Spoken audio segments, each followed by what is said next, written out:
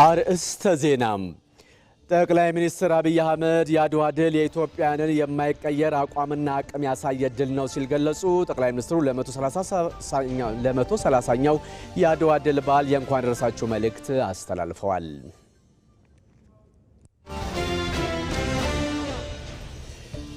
የአድዋ ድል አፍሪካን የሚያይበትን መነጽር ያስተካከለ ድል ነው ሲሉ የመከላከያ ሚኒስትሯ ኢንጂነር አይሻ መሐመድ ገለጹ።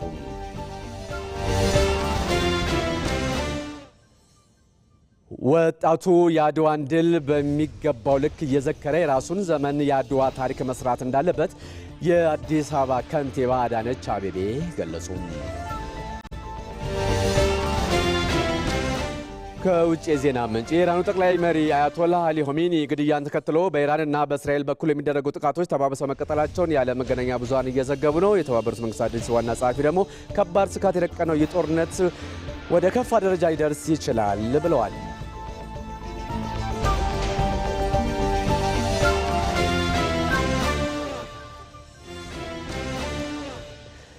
እንደምን አምሽታችኋል። ከኢትዮጵያ ቴሌቪዥን የሰዓቱን ዜና ይዘን ቀርበናል። አብራችሁን እንድትቆዩ በአክብሮት ጋብዘናል።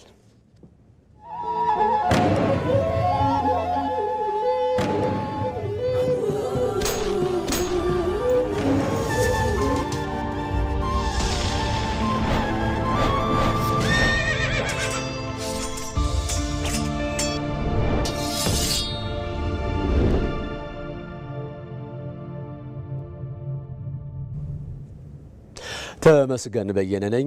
ቀዳሚ ዜናችን ይህ ነው። ጠቅላይ ሚኒስትር አብይ አህመድ የአድዋ ድል የኢትዮጵያውያንን የማይቀየር አቋምና አቅም ያሳየ ድል ነው አሉ።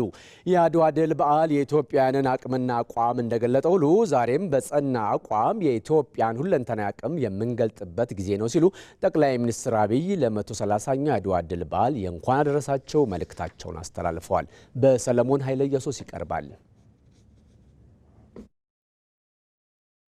እንኳን ለ130ኛው የአድዋ ድል በዓል አደረሳችሁ። የአድዋ ድል የኢትዮጵያውያንን የማይቀየር አቋምና አቅም ያሳየ ድል ነው። ኢትዮጵያውያን በሀገራቸው ብሔራዊ ጥቅም፣ ነፃነትና ሉዓላዊነት ላይ የማይቀየር አቋም አላቸው። ይህንን አቋማቸውን በጽኑ መሠረት ላይ ለመትከል ደግሞ ሁሉንም አቅማቸውን ይጠቀማሉ። ስርዓታትና መሪዎች ሊቀየሩ ይችላሉ። በአንዳንድ ጉዳዮች ልዩነት ይኖሯቸው ይሆናል። ስለ ሀገራቸው ያላቸው አቋምና ለሀገራቸው የሚያወጡት አቋም ግን አይቀየርም። ወደ አድዋ የዘመቱ ጀግኖቻችን ሁሉ በሁሉም ነገር የተስማሙ አይደሉም። አንድ ዓላማ ነበራቸው እንጂ አንድ አይነት አልነበሩም። አንድ ሀገር ነበራቸው እንጂ አንድ ባህልና እምነት አልነበራቸውም። በዚያ ጊዜ ሀገራቸውን ከድተው ከጠላት ጋር ያበሩ ባንዳዎች ነበሩ። ለጊዜያዊ ጥቅም ሲሉ ዘላቂ የሀገራቸውን ጥቅም የሸጡ ምንደኞችም ነበሩ። ከባዳ ጋር ወግነው ወገናቸውን ያስማሙ ደላሎችም ነበሩ። ጀግኖች እናቶቻችንና አባቶቻችን የተዋጉት ከወራሪው የጣሊያን ጦር ጋር ብቻ አልነበረም፣ ከምንደኞች ከባንዳዎችና ከሀገር ደላሎች ጭምር እንጂ። አርበኝነት ማለት ባዳና ባንዳን ማሸነፍ ማለት ነው። አርበኝነት ማለት ለሀገር ጥቅም ሲባል የግል ጥቅምን ማሸነፍ ማለት ነው። አርበኝነት ማለት ለሀገር ክብር ሲባል የራስን ክብር መሰዋት ነው። የአድዋ ድል በዓል እነኚህን ሁሉ የምናስታውስበትም ነው። የአድዋ ድል በዓል የኢትዮጵያውያንን አቅምና አቋም እንደገለጠው ሁሉ ዛሬም በጸና አቋም የኢትዮጵያውያን ሁለንተናዊ አቅም የምንገልጥበት ጊዜ ነው። በግብርና፣ በኢንዱስትሪ፣ በቱሪዝም፣ በማዕድንና በዲጂታል ሀገራችን ያላትን አቅም መግለጥ አለብን። የአድዋን ድል በሁሉም ዘርፍ ለመድገም የኢትዮጵያን አቅም ጽኑ መሠረት ሊኖረው ይገባል። ሀገርን አቅም ያሳድጋታል፣ አቅም ይገነባታል። ሀገርን አቅም ይሰራታል፣ አቋም ያጸናታል። ሀገርን አቅም ያራመዳታል፣ አቋም ያሻግራታል። የአድዋ ድል በዓላችን የኢትዮጵያን አቅም ይበልጥ የምንገነባበትና የኢትዮጵያውያንን አቋም ይበልጥ የምናጸናበት እንደሚሆን ተስፋ አደርጋለሁ። ኢትዮጵያ በልጆቿ ጥረት ታፍራና ተከብራ ለዘለዓለም ትኑር። ፈጣሪ ኢትዮጵያንና ሕዝቦቿን ይባርክ። አብይ አህመድ የኢትዮጵያ ፌዴራላዊ ዲሞክራሲያዊ ሪፐብሊክ ጠቅላይ ሚኒስትር የካቲት 22 ቀን 2018 ዓ.ም አዲስ አበባ። የአድዋ ድል ዓለም አፍሪካን የሚያይበትን መነጽር ያስተካከለ ድል ነው ሲሉ የመከላከያ ሚኒስትሯ ኢንጂነር አይሻ መሐመድ ገለጹ። ሚኒስትሯ የአድዋ ድል የሰብአዊነት፣ የሰው ልጆች ክብርና የእኩልነት ተምሳሌት መሆኑን ተናግረዋል። የተለያዩ የአፍሪካ ሀገራት ተወካዮች ኢትዮጵያ ለአፍሪካ ነጻነት አርአያ እንደሆነች ሁሉ በልማት በቴክኖሎጂና በልዩ ልዩ አቅሞች ትምህርት የሚወሰድባት ሀገር ናት ብለዋል። ዮሐንስ ፈንታውን 130ኛ የአድዋ ድል በዓልን አፍሪካውያን ዛሬም ከኢትዮጵያ የሚወስዱት ልምድ እንዳለ እንዲረዱ በሚያስችል መልኩ ለማክበር ሰፋፊ ስራዎች መሰራታቸውን የኢፌዴሪ መከላከያ ሚኒስትር ኢንጂነር አይሻ መሐመድ ገልጸዋል። ትናንት የአድዋ ድል ለመላው አፍሪካ ነጻነት ፋና ወጊ እንደሆነ ሁሉ ዛሬም ኢትዮጵያ ተለዋዋጩን ስርዓተ ዓለም ታሳቢ ያደረጉ ዝግጅቶችን እያደረገች መሆኗን የገለጹት ኢንጂነር አይሻ በከተማ ማዘመን፣ በዲጂታል ቴክኖሎጂ እንዲሁም በወታደራዊ አቅም ረገድ በኢትዮጵያ የሚሰሩ ስራዎች ለመላው አፍሪካውያን ተምሳሌት የሚሆኑ ናቸው ብለዋል። እየሰራን ያላቸውን ስራዎች በሀገራችን የተፈጠሩ አቅሞች ደግሞ ለሁሉም የአፍሪካ ሀገራት የሚጠቅሙ መሆናቸው ልክ ትናንት አድዋ ለአፍሪካውያን ነጻነት የነጻነት ቀንዲል የነጻነት አስፓየር እንዲያደርጉ እንዳደረጋቸው ሁሉ አሁንም ኢትዮጵያ በዚህ አዲስ እየተፈጠረ ባለው የዓለም ኦርደር ውስጥ እንዴት አፍሪካውያን ናቪጌት አድርገው ሁሌ የተፈጠረው ነገር ላይ ሳይሆን ፈጠራውም ላይ ራሳቸውን አስተዋጽኦ ማበርከት እንዳለባቸውና ለነሱም በሚመች መንገድ ሌሎች በሰሩት ሳይሆን እኛም የስራው አካል ሆነን ራሳችንን እንድናዘጋጅ የሚፈለግበት ጊዜ ላይ ስላለን ይሄንን እንዴት አድርገን ነው ምንሰራው፣ በምን መንገድ ነው መደጋገፍ ያለብን፣ ምንድነው ዓለም ላይ የሆነ ያለው የሚለውንም ለመነጋገር የሚያስችል አርገን አዘጋጅተናል። የአድዋ ድል ለአፍሪካውያን ቅኝ ግዛትን እምቢ ማለት እንዲሁም ነፃ መውጣት ይቻላል የሚለውን ያስተማረ ድል በመሆኑ አፍሪካውያን በመተባበርና አንድ ላይ በመሆን የበለጠ ውጤታማ መሆን እንደሚገባቸው የመከላከያ ሚኒስትሯ ገልጸዋል። ትናንት አድዋ ላይ የመጣው ድል ነው ለነሱ ይለካ ይቻላል፣ ነፃ መውጣት ከነዚህ ሰዎች ይቻላል። አፍሪካ ዳርክ ኮንቲኔንት ነው እየተባለ ነው አሁንም እና ይህን ያክል ወጣት ይዘን ይህን ያክል የተፈጥሮ ሀብት ይዘን ይህን ያክል የተሻለ ጂኦግራፊክ ሎኬሽን ላይ ሆነን እያለን የህዝብ ብዛታችንም ቀላል የሚባል አይደለም እና ብንተባበርና አንድ ብንሆን ደግሞ የበለጠ ውጤታማ መሆን እንችላለን። የተለያዩ የአፍሪካ ሀገራት የመከላከያ ሚኒስትሮች ተወካዮችም ኢትዮጵያ ከአድዋ ድል ጀምሮ እስከ ዛሬው ትውልድ የልማት ስራዎች ድረስ ለአፍሪካ በብዙ መልኩ ምሳሌ የሆነች ሀገር መሆኗን ተናግረዋል። ኢትዮጵያ redefined and reawakened the spirit and might of the Africans. ኢትዮጵያ የአፍሪካውያንን መንፈስና ብርታት አድሳለች፣ ቀስቅሳለችም። በትክክለኛው ትንተና ሲታይ የአድዋ ድል ለጠላት መቅሰፍት ሲሆን ለኢትዮጵያ ደግሞ የአንድነትና የህብረት ኃይል ማሳያ ነበር። ይህም የአንድነት የጀግንነትና ለሰው ልጅ የጋራ ጥቅም የታለመ የወደፊት ተስፋ ውጤት ነው። ኢትዮጵያ ለአፍሪካውያንና በዓለም ዙሪያ ለሚገኙ ጭቁን ህዝቦች ሁሉ መነሳሳትን በመፍጠሯ ትልቅ ምስጋናችን እናቀርባለን። በታሪካችሁ ዘመን ሁሉ ለነበሩ ጀግኖች ወንዶችና ሴቶችም አክብሮታችንን እንገልጻለን። We feel proud to commemorate and celebrate the Adwa Victory Day with you, our brothers and sisters. የአድዋ ድል በዓልን ከእናንተ ከወንድሞቻችንና ከእህቶቻችን ጋር አብረን በማክበራችን ኩራት ይሰማናል። የተደረገልን ደግነት የተሞላበት አቀባበል ትልቅ ቦታ እንሰጣለን። ከ130 ዓመታት በፊት ኢትዮጵያ በጋራ ዓላማና በቁርጠኝነት ነፃነትና በራስ መተዳደር የሚቻል መሆኑን ለዓለም ሁሉ አሳይታለች። በ1964 ከብሪታንያ አገዛዝ ነፃነቷን ያገኘችውን ዛምቢያን ጨምሮ ለሁሉም የአፍሪካ ሀገራት የተስፋ ብርሃን የፈነጠቀው ያ ብልህ አመራር ነበር።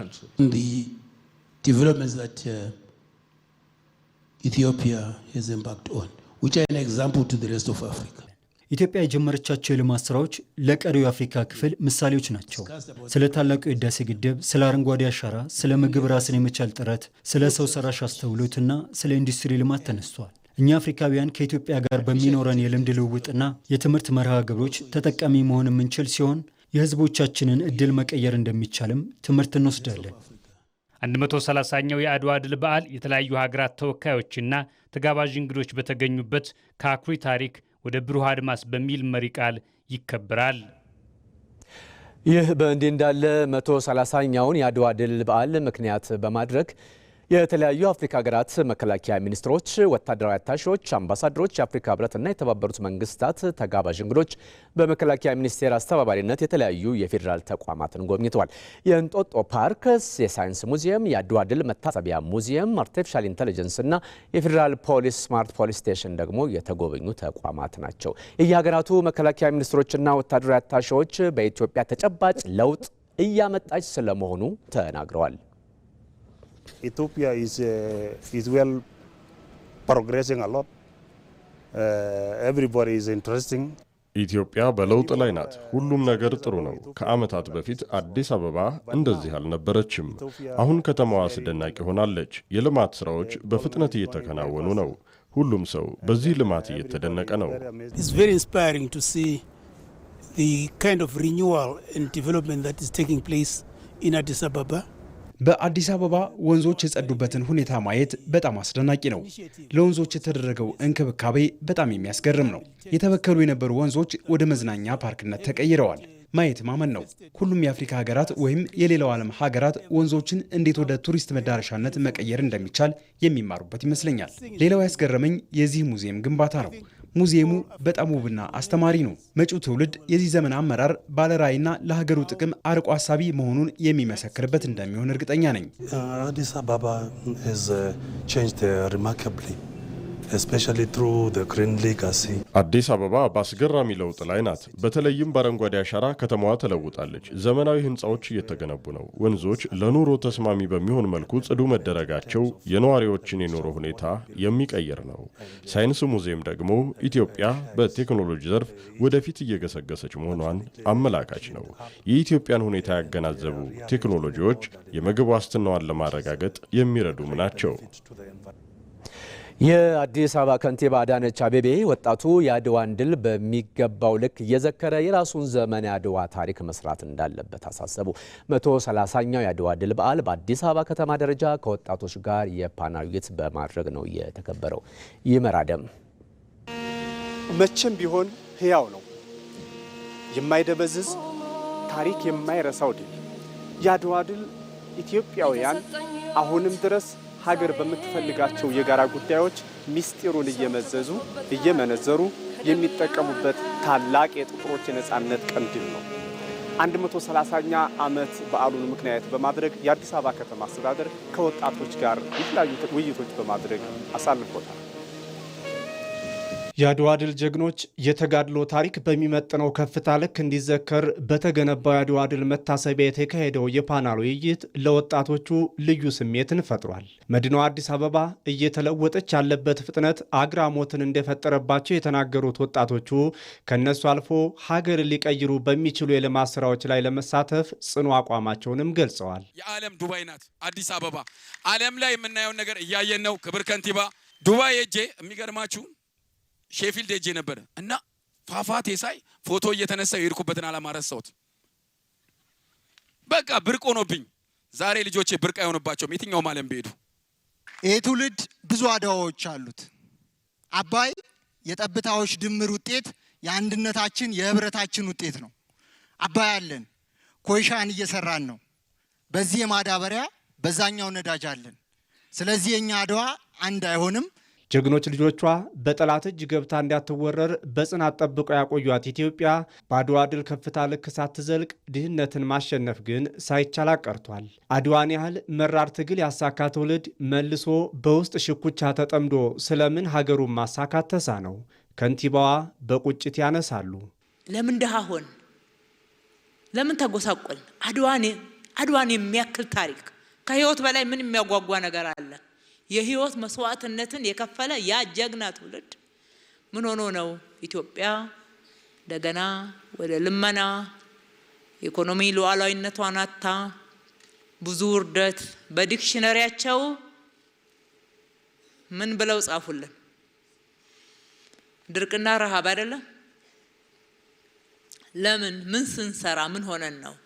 ለምንድን ነው ሀገራችን እንዳትወረር በዛ ልክ ዋጋ የከፈለ ትውልድ ደግሞ እንዳንራብ፣ በድርቅ እንዳንመታ፣ ተረጂ እንዳንሆን ለምን ዋጋ አልከፈልንም? በአድዋ ማግስት ወደ ልዩነት ወደ ውስጥ ልዩነት እርስ በርስ ጦርነት እንደተመለሰን ልዩነቶች እንደከፋፈሉን መርሳት የለብንም። እርግጥ ነው ኢትዮጵያን ያህል ሁሉን አድሎ የሰጣት ሀገር በድህነት ውስጥ መቆየቷ ያስቆጫል። በዚህ የልማት ቁጭት ውስጥ የሚገኘው የአሁኑ ትውልድ ህልሙን በበለጸገች ሀገር ሊያሳካ ጉዞውን ጀምሯል። የዛሬ ዋናው ሉዓላዊነት የኢኮኖሚ ሉዓላዊነትን መጠበቅ ነው። የኢኮኖሚ ሉዓላዊነታችንን ማረጋገጥ ነው። ለዚህ ነው ስንዴ አንለምንም። ስንዴ መለመን የአድዋ ልጆችን አይመጥንም። የስንዴ እርሻ አብዮት ያደረግነው ዛሬ ኢትዮጵያ ከስንዴ መለመን ተላቃለች። ወጣቶች እናንተ በጣም እድለኞች ናችሁ። ለእናንተ ተሳትፋችሁበት እየተሰራች ያለችው ሀገር በጣም ታጓጓለች። የኢኮኖሚ ሉዓላዊነቷ የተረጋገጠ ብቻ ሳይሆን የበለጸገች ሀገር። ብልጽግና በእናንተ ዘመን ይረጋገጣል፣ አትጠራጠሩ። ወጣቶቹ እያደገ ስለመጣው የህዝብ ቁጥር ፍላጎት የሚስተናገድበትና ለሀገር እድገት ህልውና ወሳኝ የሆነው የባህር በር ጉዳይ ከመንግስታቸው ጋር ሆነው የሚያሳኩት የትውልዱ ጥያቄም አድርገውታል።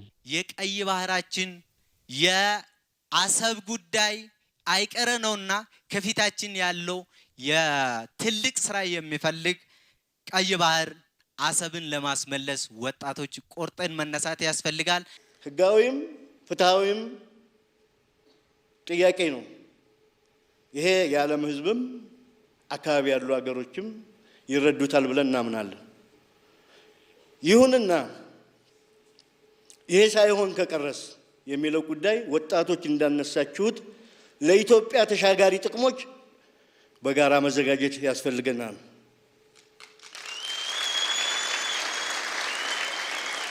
130ኛው የአድዋ ድል በዓል እንዲሁ ዝም ብሎ ታሪክ የሚነገርበት ሳይሆን አዲስ ታሪክ የሚሰራበት የመነሳሻ ነጥብ እንዲሆን በወጣቶችና አመራሮች በኩል መግባባት ላይ ተደርሷል። አድዋ የኢትዮጵያውያን ብቻ ሳይሆን የመላ አፍሪካውያንና የጥቁር ህዝቦች የማድረግ አቅም የተስተዋለበት ድል ነው። ነገር ግን በኢትዮጵያ ውስጥ አድዋ ሁልጊዜ በአንድ መንገድ አልተነገረም። የአድዋ ድል እውነታው ምን ይነግረናል? ሮዛ መኮንን ምላሹን እንደዚህ ይዘዋለች። አድዋ የወል ተጋድሎ የወል ድል። አድዋ 130 ዓመት ሞላው። እነሆ አድዋ ለአንድ ክፍለ ዘመን የጥቁር ህዝብ ኩራት ሆኖ ዘልቋል። ግን ጥያቄው ይህ ነው። አድዋ የሚያከብሩት ድል ነው ወይስ የሚከራከሩበት ታሪክ? ለመቶ ዓመታት የተጓዘው የኛ አድዋ ስለምን ሲያካስሰን ኖረ? ዛሬስ በፒያሳ እምብርት ላይ የቆመው ግዙፍ ሙዚየም የኢትዮጵያን የክፍለ ዘመን የቤት ስራ እንዴት ፈታው? ቆይታችን ይህን ይመልሳል።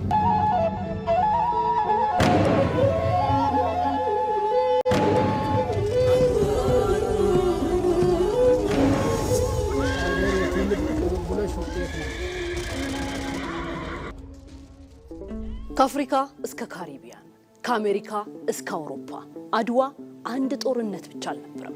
አድዋ ለመላው ጥቁር ህዝቦች ማሸነፍ አይገድም ያለበት ቀን ነበር። እርግጥ ነው ከአድዋ በፊትም አፍሪካ በድንቅ ልጆቿ ድሎችን አሳይታለች። በ1879 ዓ.ም ራስ አሉላ ዶጋሊ ላይ ጣሊያኖችን ድል የነሱበትን ተጋድሎ ጨምሮ አፍሪካ ውስጥ ጥቂት የማይባሉ የተጋድሎ ድሎች ተመዝግበዋል። በተመሳሳይ ጊዜም ካርቱም ላይ ማህዲስቶች የእንግሊዝን ጦር መርታታቸውን ለዋቢነት መጥቀስ እንችላለን። ታዲያ የአድዋ ድል በምን ይለያል? ልዩነቱ ይህ ነው። ድሉ የኢትዮጵያን ብቻ ሳይሆን የመላው አፍሪካውያንና የጥቁር ህዝቦች የማድረግ አቅም የተስተዋለበት ነው። ቅኝ ገዢዎች አሸናፊነታቸው አይነኬ እንዳልሆነ በዓለም ፊት የተጋለጠበት ጭምር ነው። ከዚያም በዘለለ በርካታ የአፍሪካ ሀገራት ለነጻነታቸው እንዲታገሉ አድዋ መነሻ ሆኗል። ማርክስ ጋርቬንና ዱዋንን የመሳሰሉ የመላው ጥቁር ህዝብ ተሟጋቾች ለፓን አፍሪካኒዝም ትግል መወለድ እንዲነሱ ሆኗል። አውሮፓዎችም የቅኝ ግዛት ፖሊሲያቸውን እንዲፈትሹ ሰበብ ፈጥሯል። በኢትዮጵያ ውስጥ ግን አድዋ ሁልጊዜ በአንድ መንገድ አልተነገረም። ከምኒልክ እስከ ህወሓት መራሹ ኢህአዴግ ዘመን ድረስ የተለያዩ ትርክቶች ውስጥ ተሻገረ። እስከ ፖለቲካ መጨቃጨቂያ ምክንያትነት ድረስም ድሉ እንዲኮስስ ተፈረደበት። እናም ከዛ በኋላ የጀመረው ጦርነት በመድፍ አልነበረም፣ በትርክት የተካሄደ እንጂ። ለዓለም ግልጽ የነበረው የአፍሪካና የጥቁር ህዝቦች የመጀመሪያ ታላቅ ድል ለኢትዮጵያን ሲሆን የባለቤትነት እሰጥ አገባን ያስከተለ ሆነ። አድዋ የማን ነው? እውነት አድዋ የማን ነው? አድዋ ከመጀመሪያው ጀምሮ በመንግስታት በአስተዳደሮችና በፖለቲካ ፍላጎቶች ተወረሰ። አድዋ በየዘመኑ ትርጉሙ ተቀየረ። ነገር ግን የድሉ ባለቤት አልተወሰነም። ይህ ነበር የክርክሩ መጀመሪያ። አድዋ የአንድ ብሔር ወይስ አድዋ የሁሉም? ዓለምና ጥቁር ህዝቦች የተቀበሉት አድዋ ከታሪክነት ወጥቶ በአንዳንድ ሰዎች ክርክር ሜዳ ሊዳኝ ከጥቂቶች ፍርድ ሸንጎ ተሰጣ። ይህን ለመረዳት እንችል ዘንድ የአድዋን ድል ተከትሎ የተደረጉ ክብረ በዓሎችን በወፍ በረር እንቃኛቸው። በተለይ ምክንያታቸው። ድሉ መታሰብ የጀመረው ድሉን ለመዘከር በሚል ሰበብ ሳይሆን ድሉ ከተበሰረ 7 ዓመት በኋላ በ1895 ዓ.ም ዳግማዊ ምኒልክ በተጋድሎ ህይወታቸውን ላጡ አርበኞቻቸው ተዝካር ለማውጣት በማሰባቸው ነበር። አባታቸውን ተክተው ያስተዳድሩ የነበሩት ንግስተ ነገስታት ዘውዲቱም የአድዋን ድል ከሃይማኖት ገጽታው አንጻር ነበር የሚመለከቱት። እግረ መንገዳቸውን የአባታቸውን ሙት ዓመት ለማክበር የካቲት 23ን በየዓመቱ ይዘክሩ ነበር። ተፈሪ መኮንን ቀዳማዊ ኃይለ ሥላሴ ተብለው ሲቀቡ ለበዓለ ሲመታቸው 1923 ዓ.ም ዛሬ ፒያሳ ላይ ቆሞ የምናየውን ከነሐስ የተሰራውን የአጼ ምኒልክ ሐውልት ለመታሰቢያቸው አቆሙት። ይህን ተከትሎ የአድዋን ድል የማሰብ ጉዳይ ጭራሽ የጣሊያን ፋሽስት ዳግም ኢትዮጵያን መውረር ርዕሰ ጉዳዩን በፍጹም አቀዛቀሰው።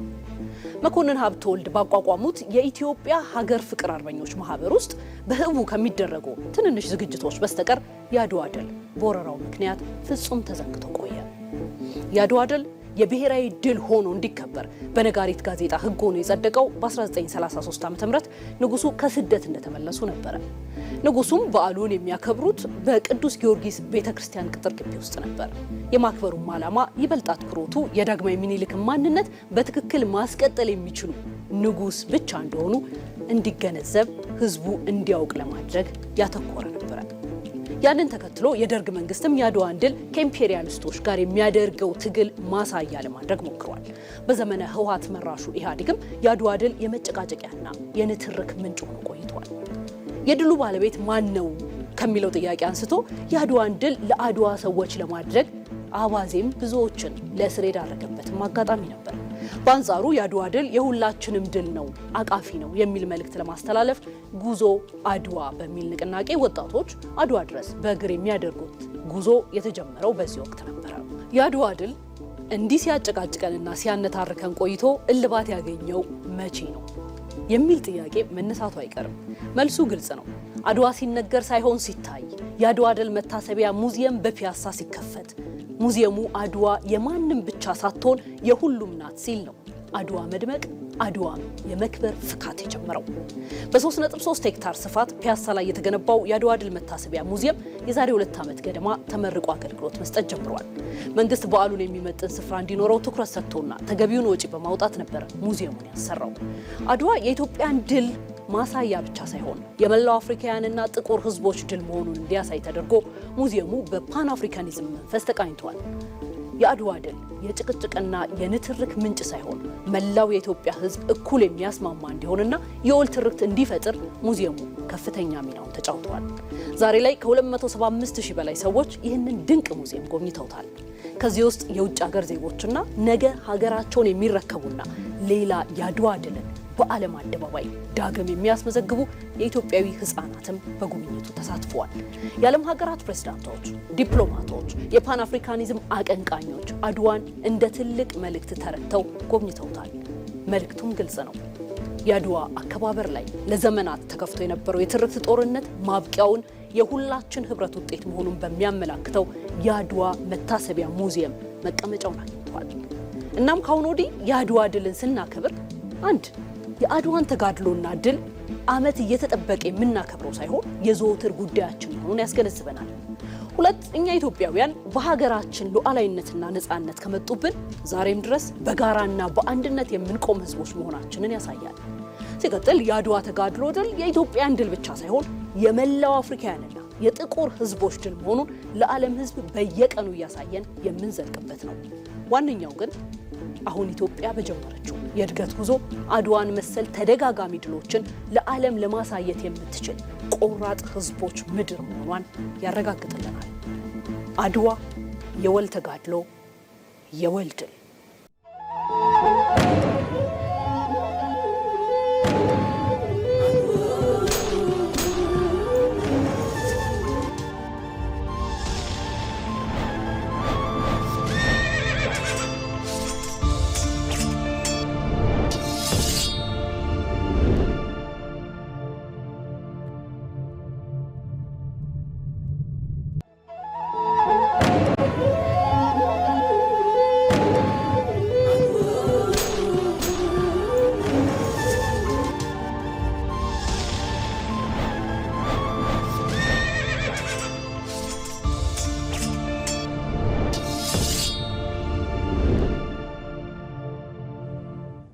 ከኢትዮጵያ ቴሌቪዥን በቀጥታ የሚተላለፍላችሁ የምሽቱ ዜና እንደቀጠለ ነው።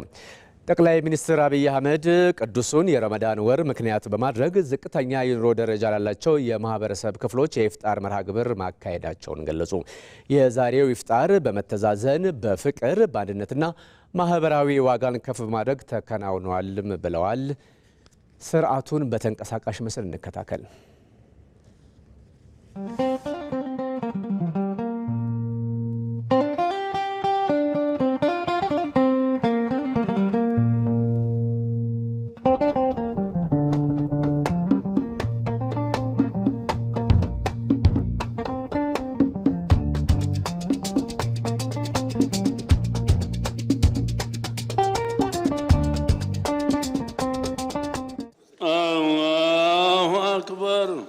بسم الله الرحمن الرحيم الحمد لله رب العالمين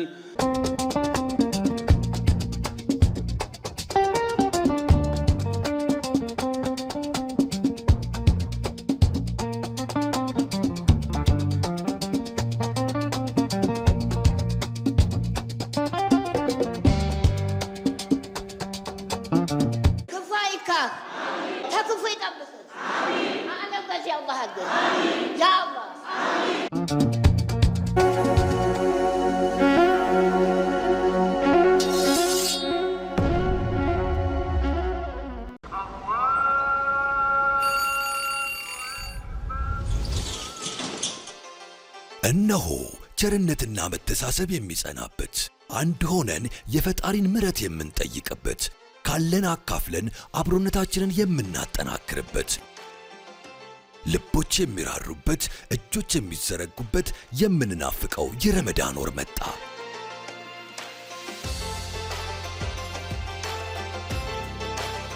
የኢትዮጵያ ንግድ ባንክ ለመላው የእስልምና እምነት ተከታዮች እንኳን ለታላቁ የረመዳን ወር በሰላም አደረሳችሁ እያለ ባንካችን ባቀረበላችሁ የዘካ ተቀማጭ ሂሳብ ውስጥ ለይተው ያስቀመጡትን ዘካ ለግለሰቦችም ሆነ ለበጎ አድራጎት ድርጅቶች እንዲተላለፍ ሲያዙን በታማኝነት እናደርስሎታለን። እርሶም የዘካ ተቀማጭ ሂሳብን በመክፈት ግዴታውን ያለ ድካም ይወጡ። ረመዳን ሙባረክ። ሲቢኢ ኑር የተሟላ ከወለድ ነፃ የባንክ አገልግሎት። የኢትዮጵያ ንግድ ባንክ ሁሌም የሚተማመኑበት ባንክ።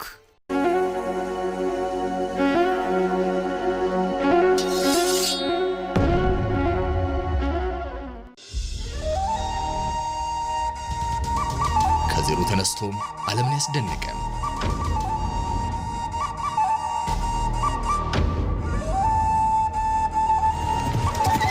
ከአራቱም ማዕዘን ለአንድነት የቆመ ትላንትና ሳምረን ነገን አድምቀን ዛሬን የምንሰራ ከምናይት ማልዓወት ለሞን ውዕሎ ልማዓት ከማያታትና ጸኒዕና ብቃልና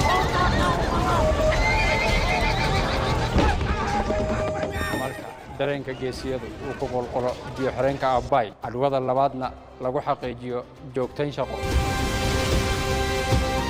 aranaaka fayaya nimiga silayti reebu iddiyan diifu nimiga ijoollee adawaa sabboontota Afrikaa gootota tokkummaa addunyaa ajaa'ibsiisan.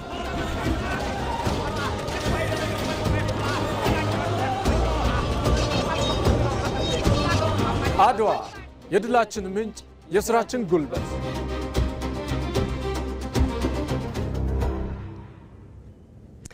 በውጫሌ ውል አንቀጽ 17 ላይ በወቅቱ ጣሊያኖቹ የፈጸሙት ማጭበርበር የአድዋ ጦርነት መነሻው ምክንያት ነበር። ጦርነቱ ኢትዮጵያ ለፍትሃዊነትና ለሕግ የበላይነት የቆመች ሀገር መሆኗን ያረጋገጠችበትም ነው። ለዚህም ነው የአድዋ ድል የፍትሃዊ ጦርነት ውጤት ነው የሚባለው። ማህሌት ታደለ አድዋ ጥቁር ህዝቦች የነጭ ወራሪ ኃይልን ድል የነሱበት የሰው ልጆች እኩልነት የተረጋገጠበት ድል ብቻ አይደለም። ይልቁንም ለሕግ የበላይነት የምትቆም ስምምነቶችን በኃይል ለመጫን ለሚሞክሩ ሁሉ የማትገዛ አንዲት አፍሪካዊት ሀገር ለዓለም የተገለጠችበት ጭምር ነው። ኢትዮጵያ ከጣሊያን ጋር ያላትን ግንኙነት ለመወሰን ግንቦት 1881 ዓ.ም የፈረመችው የውጫሌ ውል ላይ ጣሊያኖቹ ሆን ብለው የፈጸሙት ማጭበርበር ለጦርነቱ ምክንያት ሆኗል። በውሉ በ17ኛው አንቀጽ ላይ ኢትዮጵያ ከሌሎች የአውሮፓ ሀገራት መንግስታት ጋር ግንኙነት ማድረግ ከፈለገች በጣሊያን በኩል ማድረግ ትችላለች የሚል ሐሳብ በአማርኛው ሰፍሮ ነበር። የጣሊያንኛው ቅጂ ግን ኢትዮጵያ ከሌሎች መንግስታት ጋር የምታደርገው ግንኙነት በጣሊያን በኩል ብቻ እንዲሆን የሚያስገድድ ነው። ትርጉም ልዩነት ሲመጣ የኢትዮጵያን ሉዓላዊነት ሙሉ በሙሉ ያሳጣል። ይሄ ማለት ንጉሱ ማጭድ መግዛት ከፈለጉ ጣሊያን መንግስት ማስፈቀድ አለባቸው። ማዳበሪያ መግዛት ይፈልጉ እንደዛ ወታደራዊ ቁሳቁስ መግዛት ይፈልጉ በግዴታ ጣሊያን ማስፈቀድ መቻል አለባቸውና ሙሉ በሙሉ ሉዓላዊነቱን ስለሚያሳጣ ፍትሃዊ ጦርነት ነው ብለን እንወስዳለን። ኢትዮጵያ ሄዳ ጣሊያን አልወረረችም። ኢትዮጵያ ተወራ ነው። ሶቨርኒቲን የተደፈረው ሉዓላዊነትን የተደፈረው ሊወር የመጣውን ወራሪ ኃይል የመለሰችውን ፍትሃዊ ነበር። ለዚህም ነው ያሸነፍ ነው። በበቅሎ በፈረስ በአህያ በጦር በጎራዴ እጅግ በጣም ባህላዊ በሆነ የጦር መሳሪያ ተዋግተን ስናሸንፍ እውነት ስላለበት ነው። አጤ ምኒልክ የጣሊያንን አይን ያወጣ የማታለል ሙከራ በዲፕሎማሲያዊ መንገድ ለመፍታት ሞክረው አለመሳካቱ ውሉን ሰርዘው የሀገርን ሉዓላዊነት ለማስከበር ከህዝባቸው ጋር እንዲነሱ አስችሏቸዋል። ኢትዮጵያ ድሮም ቢሆን ገፍታ ሄዳ የሌሎችን አገሮች የማይገባትን ጥቅም የምትጠይቅ አገር አይደለችም። የራሷንም ደግሞ እንደዛው ይሄ ነው የምትል ከሆነ ሉዓላዊነቷን ለማስጠበቅ ምን ያክል ይዘት ትሄድ እንደነበረ ጦርነቱ ላይም ተቻክሎ አልገባችም። ምክንያቱም በራሳችን ድርቅ ነበረብን፣ ምግብ ማሰባሰብ ነበረባቸው፣ ለዛ የሚሆኑ የጦር መሳሪያ ግዢ መፈጸም ነበረበት፣ የጠላት ወገን ያለበትን ሁኔታ ማወቅ ስትራቴጂክ ዶክትሪን የሚባለውን እሱን በደንብ ማወቅ ነበረባቸው። ሌሎች ወዳጅ ሀገራቶችን ደግሞ በብዛት ማብዛት ነበረባት።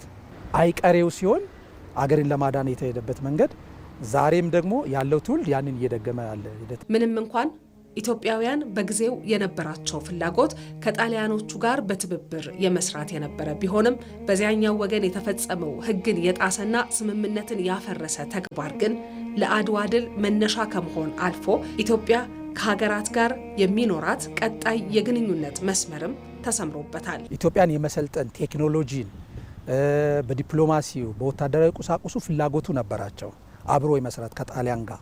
ግን ያቺ አንዷ አንቀጽ ግን ታክቲካል በሆነ መልኩ ላይ ገብታለች። ቢሆንም ግን ከዛ ትምህርት ተወስዶ የአዲስ አበባው ስምምነት ደግሞ የነበረው በኋላ ከጦርነቱ በኋላ እጅግ በጣም ግልጽ የሆነ የንጉሱን አሸናፊነት የሚያረጋግጥ የምርኮኛ አመላለሱም በመሪዎቹ መካከል የዛኔ የነበረው እርሾ ነው እንግዲህ አሁን እያደገ መጥቶ በመተባበር በመከባበር ብሔራዊ ጥቅም መሰረት ያደረገ ግንኙነት እየተደረገ ያለው የሚል እይታ ነው ያለው። ወትሮም ቢሆን የፍትሐዊነትን የማትቀበለውና ለሕግ የበላይነት የቆመች ኢትዮጵያ በአድዋ ድል የዓለም ስርዓት እንዲቀየር ምክንያት ሆናለች። በፍትሐዊነትና በትብብር መስራት ጥንትም የነበረ አሁንም የምትገዛበት መርህ መሆኑን ደግሞ ትናንት በአድዋ ድል ዛሬ የህልውና ጥያቄዎቿን ለማስመለስ በምትከተለው መንገድ ለዓለም አረጋግጣለች። አድዋ ዛሬ ናት፣ አድዋ ትላንት። በአድዋ ድል የተገኘውን ነጻ መድገም የዚህ ትውልድ ኃላፊነት መሆኑን የኢትዮጵያ ቴሌቪዥን ያነጋገራቸው የማህበራዊ ሳይንስ ባለሙያዎች ገለጹ። ኢትዮጵያውያን የፈጸሙት ጀግንነት በባርነት ውስጥ ለነበሩ ጥቁር ሕዝቦች የነጻነት መሰረት ስለመሆኑም ባለሙያዎቹ አንስተዋል። ሚካኤል ገዙ የነጻነት አርማ የሆነው የአድዋ ድል የጥቁር ሕዝቦች ደማቅ የጋራ ታሪክ ነው። ከአራቱም የኢትዮጵያ ጫፍ የተነሱ ኢትዮጵያውያን ለሀገር በታላቅ ጀግንነት የፈጸሙት የአድዋ ድል የሰው ልጆች የእኩልነት ሚዛን ነው።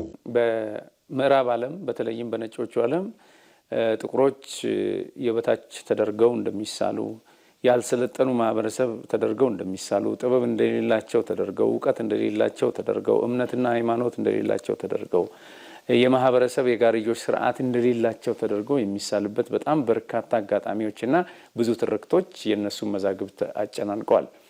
እነዚህ እውነት መሳይ ነገሮች በእነሱ ዘንድ የተቀመጡ ትርክቶች በትልቅ ወኔ ኢትዮጵያ ጦር አድዋ ላይ ገጥሞ ግማሽ ቀን በፈጀ ጦርነት ኢትዮጵያውያን ለመጀመሪያ ጊዜ በጥቁር ሕዝብ ታሪክ ላይ ከፍተኛውንና ደማቁን ታሪክ በወርቃማ ቀለም እንዲያሰፍሩ ምክንያት ሆነ።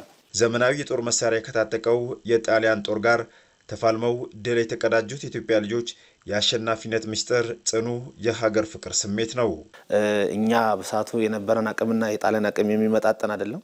እኛ ግን ያሸነፍንበት ትልቁ ምስጢር ዋናው አድዋ አንድነቱ እና የመደማመጥና የመተሳሰብ ነው።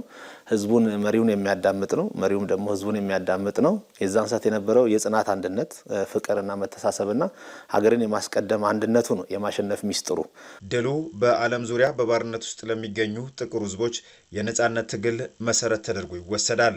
አብዛኛዎቹ የአፍሪካ ሀገራት ለቀኝ ግዛት አልገዛም ብለው ትግል የጀመሩት የመጀመሪያው ጋና በ1947 ለምሳሌ በፈረንጆች ነጻ ስትወጣ ዋነኛው መነሻዋ ተምሳሌቷ እሱ ነበር። ወደ ደቡብ አፍሪካም ስትመጣ አፓርታይድ የመጨረሻው የዘገየው ነው። ደቡብ አፍሪካ የመጨረሻዋ ነጻ ወጣች አገር ናት። በጣም ቆይታ ነው። እስከ 1991-92 ድረስ ብዙ ችግሮች ያስተናገደች ናት። ለነዛ ሁሉ ትግል እነ ኔልሰን ማንዴላ እስከ 27 ዓመት ጠንክረው ታስረው ጸንተው የቆዩበት በኋላም እዚህ ሀገር ድረስ መጥተው ስልጠና የወሰዱበት ምክንያቱም ስታስበው አድዋ ነው። አድዋ እንዳልነው ከጥቁሮች የነጻነት ተምሳሌትነቱ ባሻገር የነጭ ሰላም ወዳዶችና እውነተኞች የድል ብስራት ሆኖ አዲስ ምዕራፍ ለአዲስ ዓለም የገለጠ አውድ ነው ብለን መውሰድ እንችላለን። በአድዋ ድል የተገኘውን ነጻነት በልማት መድገም የዚህ ትውልድ ኃላፊነት ሊሆን እንደሚገባም ተነስቷል። ለኔ አድዋን መውረስ እያንዳንዷ ጥቃቅን የልማት ጥሪ በምትደረግበት ሰዓት ቢኖረንም ባይኖረንም ካለን ላይ መስጠት ጌጥ ነው። ከሌለ ነገር ላይ ለማካፈል መሞከር መስዋዕትነት ነው። ስለዚህ ከሌለን ነገር ላይ ዛሬ ከልጆቻችን ተበድረን የምንኖረውን አገር ልጆቻችን እንዳይቸገሩ የልጅ ልጆቻችን እንዳይወቅሱን በእያንዳንዷ የልማት መስመር ላይ እኩል ተሳታፊ መሆን መቻል አለብን። ዘንድሮ 130 ዓመታትን ያስቆጠረው የአድዋ የድል በዓል በተለያዩ ዝግጅቶች እየተዘከረ ይገኛል። የህዝብ ተወካዮች ምክር ቤት ለመላ የኢትዮጵያ ህዝብ ለጀግና የሀገር መከላከያ ሰራዊትና በዓለም ዙሪያ ለሚገኙ ኢትዮጵያውያን እንኳን ለ130ኛው የአድዋ ድል በዓል አደረሳችሁ የሚል መልእክት አስተላለፈ። ምክር ቤቱ ለኢቢሲ በላከው መልእክቱ አድዋ የጥቁር ህዝቦች ሁሉ የነጻነት ፋና፣ የአፍሪካውያንና በቅኝ ግዛት ለነበሩ ህዝቦች ሁሉ የድል ብስራት አርማ፣ የአድዋ ድል የነጻነት አርማ፣ የሰው ልጆች እኩልነት ማረጋገጫ፣ የሰው ልጆች ሁሉ የክብር ኩራት ማሳያ ነው ብሏል። የአድዋ ድል የአሸናፊነት ችቦም የነጻነት ጎህ ማሳያ፣ የጥቁር ህዝቦች ነጻነት ፈርቀዳጅ፣ የጥቁር ህዝቦች የድል ብርሃን፣ የአፍሪካውያንና የመላው ጥቁር ህዝቦች አኩሪ የታሪክ ምዕራፍና የህዝቦች ነጻነት ተምሳሌት ነው። የአድዋ ድል የህብረ ብሔራዊ አንድነታችን፣ አብሮነታችን አኩሪ ውጤት፣ በጋራ ድል ያደረግንበት ሀገራዊ ድላችን የሀገር አቀፍ መገለጫና ክብራችን ነው። በዓሉ ታላቅ በዓል እንደመሆኑ መጠን ሀገራዊ ፍቅርን በሚያጠናክሩ እሴቶችና ሁነቶች እየታጀበ የመላው የጥቁር ህዝቦች የድል ታሪክ ሆኖ ሲዘከር ቆይቷል። የዘንድሮ 130ኛው የአድዋ ድል በዓልም ድሉን በሚያስታውሱ በተለያዩ ደማቅ ዝግጅቶች እየተከበረ ይገኛል። የህዝብ ተወካዮች ምክር ቤት በዚህ በዓል ሀገራችን ኢትዮጵያ በማንኛውም ሁኔታና ተግዳሮቶች ውስጥ እያለፈች ቢሆንም ሰላሟን አጽንታ የምትጠብቅ በሉዓላዊነቷ የማትደራደርና ብሔራዊ ጥቅሞቿን ለማስጠበቅ በምታደርገው ጉዞ መላው ኢትዮጵያውያን በጋራ ልንቆም ይገባል የሚል መልእክት የህዝብ ተወካዮች ምክር ቤት አስተላልፏል።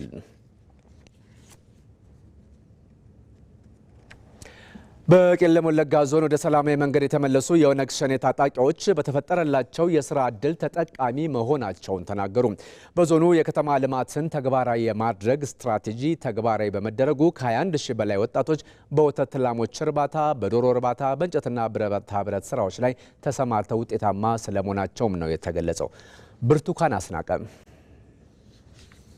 በቄለም ወለጋ ዞን የከተማ ልማት ስትራቴጂ ተግባራዊ በመደረጉ ከ21 ሺህ በላይ ወጣቶች በወተት ላሞች እርባታ፣ በዶሮ እርባታ፣ በእንጨትና ብረታ ብረት ስራዎች ላይ ተሰማርተው ውጤታማ መሆናቸውን የተገለጸው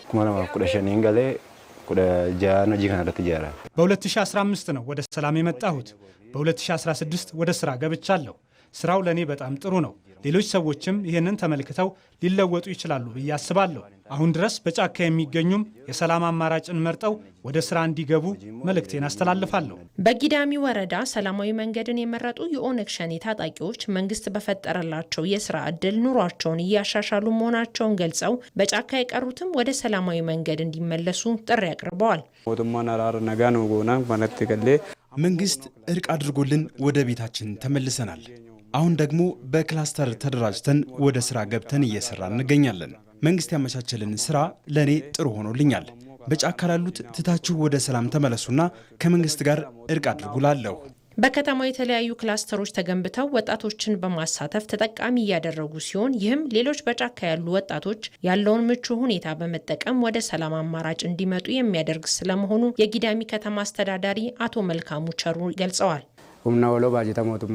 በመንግስት አቅምና በጀት እየተከናወነ ካለው የከተማ ልማት ውስጥ አሁን የምንገኘው በጊዳሚ ወረዳ ነው። እንደምትመለከቱት የወተት ላሞች፣ የሚደልቡ ከብቶችና የዶሮ እርባታ አሉበት ማለት ነው። ስራውም እየተሰራ ይገኛል። ወደ ኢንዱስትሪ ለማሸጋገር እየሰራ እንገኛለን። በዚህ ዓመት ብቻ እንደ ከተማችን ከ2100 በላይ የሚሆኑ ክላስተሮች ተገንብተው ወጣቶችን ተጠቃሚ ማድረግ ተችሏል። የቄለም ወለጋ ዞን የቤቶች ልማት ጽሕፈት ቤት ኃላፊ አቶ ተመስገን ይተፋ በበኩላቸው በዚህ ዓመት ብቻ ከ2100 በላይ ክላስተሮችን በመገንባት ከ21000 በላይ ወጣቶች ተጠቃሚ መደረጋቸውን የተናገሩት አካ ጎዲነ ኬኛት መጋሎተ ዲደሚ ሰዲ ቀሙ እንደ ዞናችን 23 ከተሞች አሉን። በእነዚህ ከተሞች 2161 ክላስተሮችን በማደራጀት ለ35640 ወጣቶች የስራ ዕድል ለመፍጠር አቅደን ነበር። በተለያዩ የስራ መስኮችም 21000 በላይ ወጣቶችን ወደ ስራ ማስገባት ተችሏል። ታጥቀው ይንቀሳቀሱ የነበሩ ወደ ሰላም የመጡ የሸኔ ታጣቂዎችም በተደራጁ ክላስተሮች በማካተት የስራ ዕድል ተጠቃሚ እንዲሆኑ ማድረግ ተችሏል። በተለያዩ የቄለም ወለጋ ዞኖች ሰላማዊ መንገድን ለመረጡ የኦነግ ሸኔ ታጣቂዎች እየተፈጠሩ ያሉ የስራ ዕድሎች ተጠናክረው የሚቀጥሉ መሆኑ ተገልጿል። ዘገባው የቄለም ወለጋ ዞን ኮሚኒኬሽን ጽሕፈት ቤት ነው። ከውጭ የዜና ምንጭ የኢራኑ ጠቅላይ መሪ አያቶላህ አሊ ኸሜኒ ግድያን ተከትሎ በኢራንና በእስራኤል በኩል የሚደረጉ ጥቃቶች ተባብሰው መቀጠላቸውን የዓለም መገናኛ ብዙሃን እየዘገቡ ናቸው። የተባበሩት መንግስታት ዋና ጸሐፊ አንቶኒዮ ጉተሬዝ በመካከለኛው ምስራቅ ከባድ ስጋት የደቀነው ይህ ጦርነት ወደ ከፋ ደረጃ ሊደርስ እንደሚችል ጠቁመዋል። ሙሉ ግርማይ ተከታትሎታል።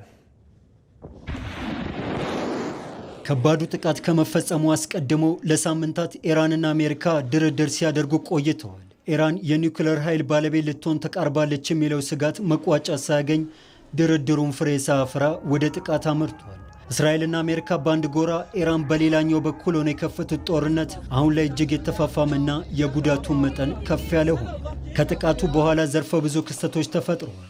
በእርግጥ የጦርነት እንደሚጀመር ብዙ ምልክቶች ታይተዋል። በኢራን ላይ ጥቃት ለመፈጸም ስትዝት የቆየችው አሜሪካ ወሳኝ የአየር ኃይል አውሮፕላኖችን እና የባህር ኃይል መርከቦችን ለሳምንታት ወደ ባህረ ሰላጤው አካባቢ ስታስጠጋ ቆይታለች። በእስራኤል በኩልም በተለይ ኢላማዎችን በመለየትና አስተማማኝ መረጃ በማሰባሰብ በርካታ ስራዎች ሲሰራ ቆይቷል። ኢራንም እንዲሁ ከነካችሁኝ አይታችሁት በማታውቁት አይነት ጥቃት አጸፋውን እመልሳለሁ የሚል ተከታታይ ዛቻ ስትዘነዝር ለሚመጣውም እየተዘጋጀች ለመሆኑ ማሳያ ነበር። አሁን ጦርነቱ የማይነካ የሚመስለውን ነክቷል። አይደለም ይገደላሉ ብሎ ለማሰብ ይቅርና ጫፋቸውን ለመንካትም የሚቻል የማይመስለው ሆኗል።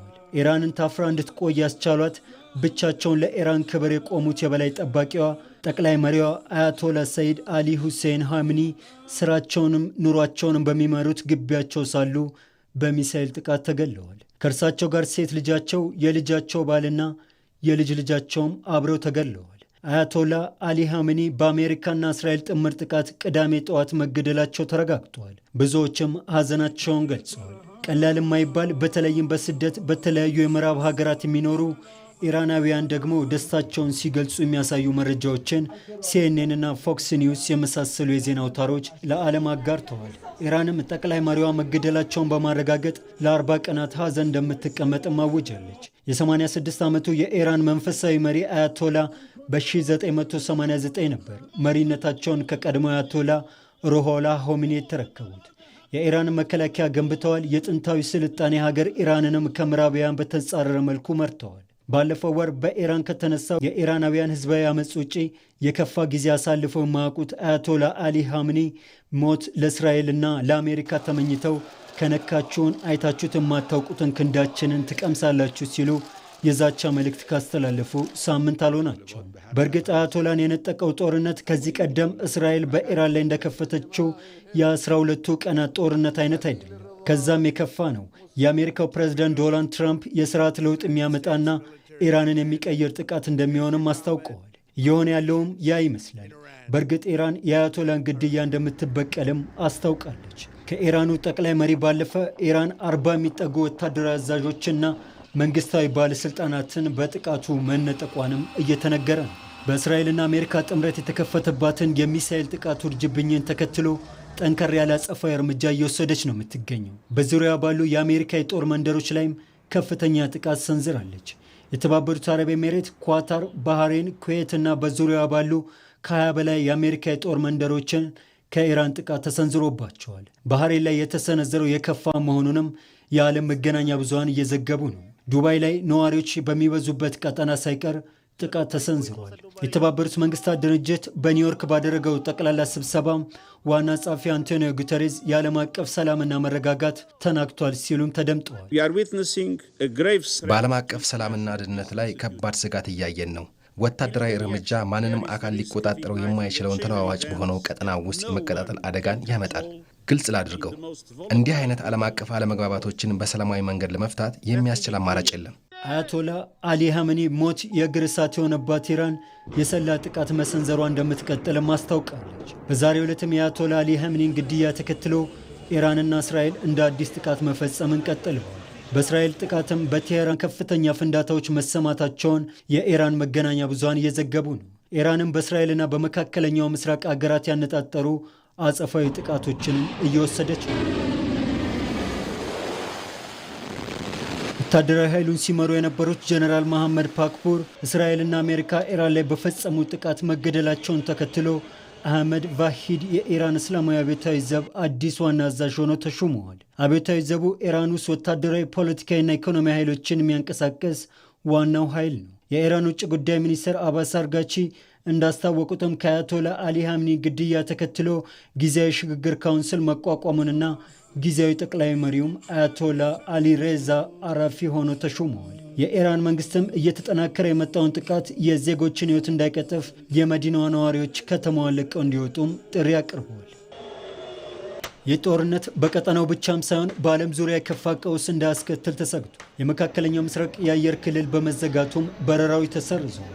ኢራን የዓለም ንግድ 30 በመቶ የሚተላለፍበትን የሆርሙዙ ሰርጥ እንደምትዘጋም አስታውቃለች። ይህ ከሆነ ነዳጅ ጫኑም ሆነ ለተለያዩ ንግድ የተሰማሩ መርከቦች በዚህ ሰርጥ የሚተላለፉ እንደመሆናቸውም ጫናው ከፍተኛ ይሆናል። ከዛም ባለፈ ኢራን ላይ የተከፈተውን ጥቃት ሁሌም የሚቃወሙትና ኢራን ታስታጥቃቸዋለች ተብሎ የሚታሙት የሁቲ አማጽያን በቀይ ባህር በኩል ማንኛውንም መርከብ እንዳያልፍ ከየመን ሆነው አስጠንቅቀዋል።